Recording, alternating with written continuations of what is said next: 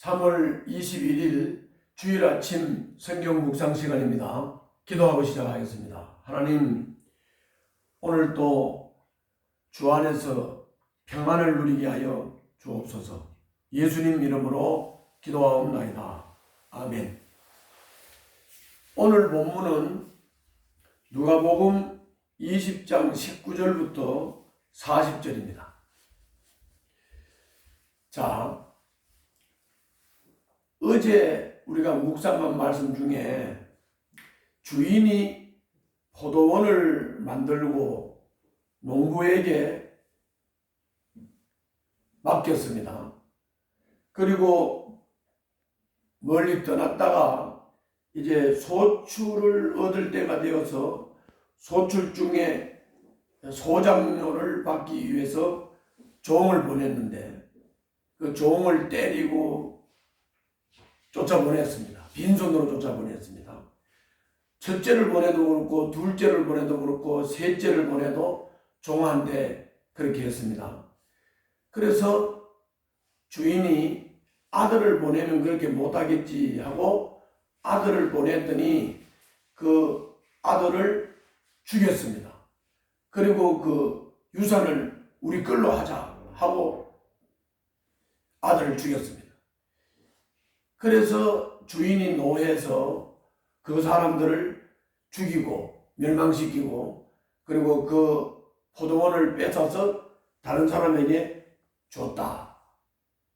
이것이 바로 유대인들 예수님을 하나님의 아들이라고 인정하지 않고 받아들이지 않는 바로 유대인들, 너희들이 이 소작인들과 같다 라고 하는 비유로 말씀을 하셨는데, 이거를 제가 어제 그랬죠. 이 사람들이 자기들 비유라는 것을 알고 했을까 모르고 했을까, 그런 일이 없기를 바랍니다 라고 대답을 했는데, 알고 했을까 모르고 했을까, 어제 제가 갸우뚱갸우뚱 했지요.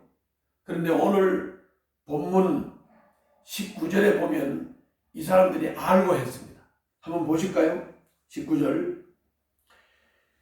율법학자들과 대제사장들은 예수가 자기네들을 겨냥하여 이 비유를 말씀하신 줄 알았다. 그래서 그들은 바로 그때에 예수께 손을 대어 잡으려고 하였으나 백성을 두려워하였다. 이렇게 되어 있습니다.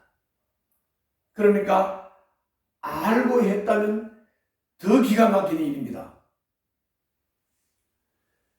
알고 했다면, 자기들을 향한 비유라는 것을 알았다면 이 사람들은 뭘 해야 됩니까? 아, 내가 주인을 죽인, 주인의 아들을 죽인 이런 엄청난 일을 했구나.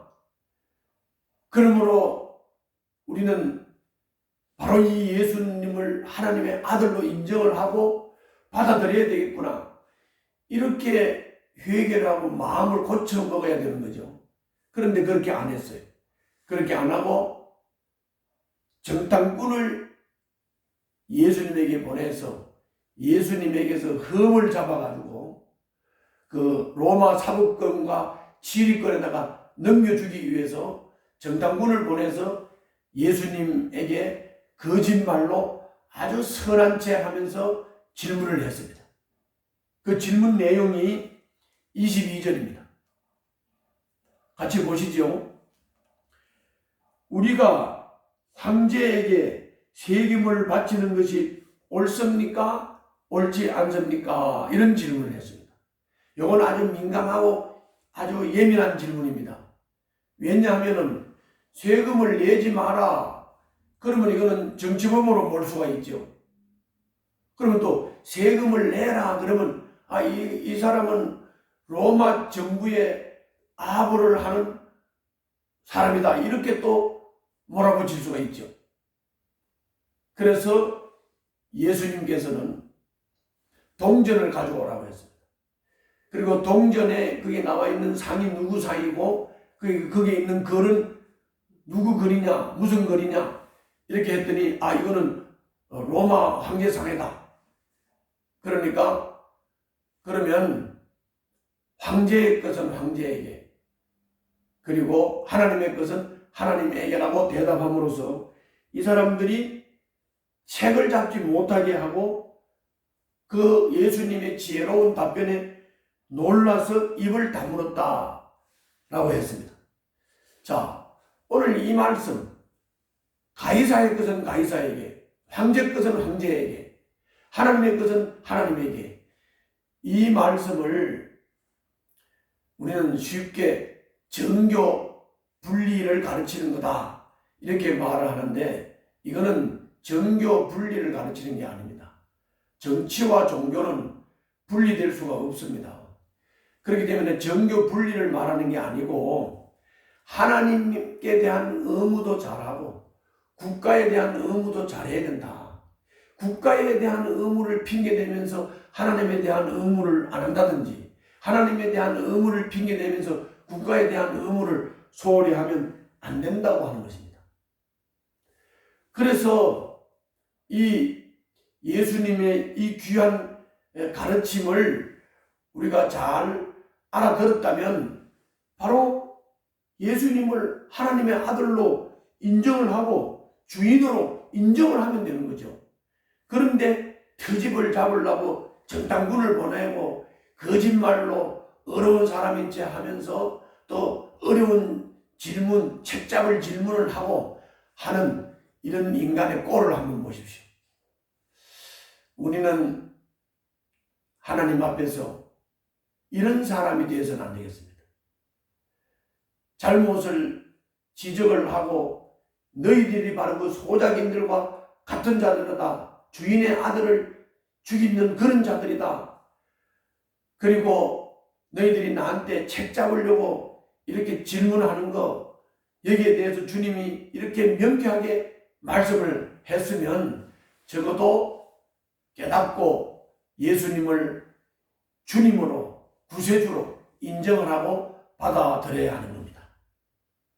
바리새인들이 이것을 이렇게 받아들이지 못한 것을 또 못지않게 사두개파 사람들도 마찬가지로 거기 27절에 보면은 부활이 없다고 주장하는 사두개파 사람들이 예수님에게 또 질문을 했습니다. 그게 뭐냐면은 유대인들은 형님이 아들을 낳지 못하고 죽으면 형수가 그 동생의 아내가 돼 가지고 그 동생은 형수가 아이를 낳게 해서 이 아이를 형님에게 이게 해서 형님의 그 상속을 이어가도록 이렇게 했거든요. 그런데 이런 질문을 했어요. 아들이 형제가 7이 있었는데 첫째도 아들이 없었고 둘째도 셋째도 7째도 아들이 없었다. 그래서 만약에 죽어서 부활을 했다면 그러면 이 아내는 7 남자 7 형제의 아내가 되었으니까 그러면 하늘나라에서는 누구의 아내냐, 이 아내는 누구의 여자냐, 누구의 아내냐, 이런 얼토당토하는 질문입니다. 참 상상도 이렇게 상상을 합니까? 사람이 남을 모함하고 사람이 남을 어렵게 만들 때 그저 자기 상상을 가지고 자기 생각을 가지고 그 상대방은 그런 생각을 해본 적도 없는데 그렇게 상상을 해서 말을 만들어서 이렇게 하는 것처럼 어떻게 이런 일이 있을 수 있습니까? 7 아들이 다 형수의 남편이 됐는데 아이를 다 못 낳았어. 그러면은 이 7 남자의 아내가 누가 아내가 되느냐? 이게 이런 질문이 이게 말이 됩니까? 너무 얼토당토하죠. 얼토당토하는 질문이죠. 그래서 예수님께서는 이렇게 말씀했습니다. 거기 한번 33절 한번 보시죠. 그러니 부활 때에 그 여자는 그들 가운데서 누구의 아내가 되겠습니까? 이렇게 질문을 하니까 34절에서 예수께서 그들에게 말씀하셨다.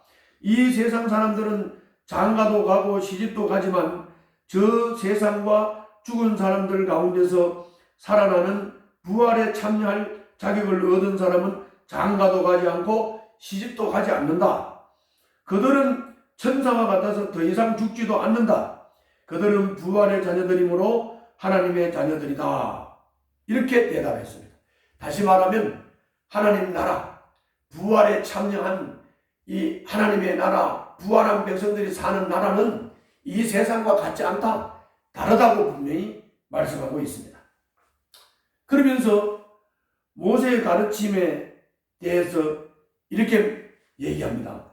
모세는 주님을 가르쳐서 아브라함의 하나님, 이삭의 하나님, 야곱의 하나님 이렇게 말씀했는데 하나님은 죽은 아브라함을 말한 게 아니다. 산 아브라함을 말합니다.